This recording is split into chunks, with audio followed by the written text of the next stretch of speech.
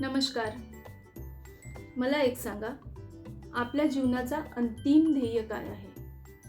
आपल्या जीवनाचा अंतिम उद्देश काय आहे?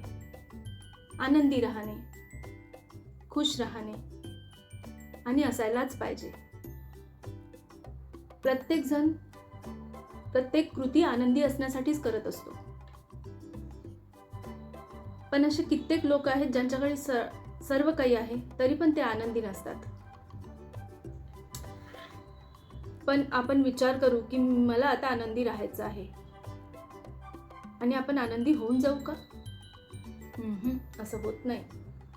आनंदी राहण्यासाठी पण खूप कष्ट करावे लागतात. बेगाहरी पलंगावरी असं होत नाही. आपल्या शरीरात आनंद, समाधान, सकारात्मकता ह्या भावना निर्माण होण्यासाठी 4 हॅपी हॉर्मोन्स स्त्रवल्या जातात आणि ते हॉर्मोन्स स्त्रवण्यासाठी आपल्याला काय कष्ट करावे लागतात ते आपण आता बघूया. हे आहेत ते 4 हॉर्मोन. आपण एक एक हॉर्मोन एक एक करून बघूया. डोपामिन हे पुरस्कार देणारं हॉर्मोन आहे. एखादं ध्येय पूर्ण केल्यावर, एखादं काम यशस्वी झाल्यावर, हो मी हे काम पूर्ण केलं, ही भावना डोपामिनमुळे येते. दुसरं आहे सेरोटोनिन. याला मूड स्टेबिलायझर हॉर्मोन म्हणतात. मेडिटेशन केल्याने, चालल्याने, सूर्यप्रकाशात गेल्याने, ध्यान केल्याने सेरोटोनिन वाढतं आणि मूड छान राहतो. एंडॉर्फिन हा एक नैसर्गिक वेदनाशामक हॉर्मोन आहे. Natural pain killer. व्यायाम, नृत्य, हसणं यामुळे हा हॉर्मोन स्त्रवला जातो आणि वेदना कमी जाणवतात. आता बघूया ऑक्सिटोसिन. प्रेम आणि नातेसंबंधाचा हॉर्मोन.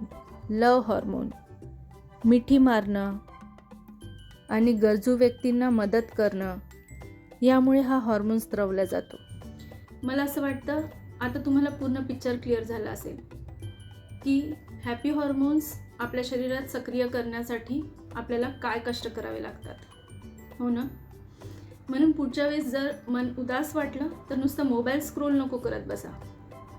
सूर्यप्रकाशात जा, चालायला जा, एक्सरसाइज करा, कोणाला मदत करा, आपल्या आवडत्या व्यक्तीला मिठी मारा आणि आपल्या शरीरात हॅपी हॉर्मोन्स सक्रिय करा.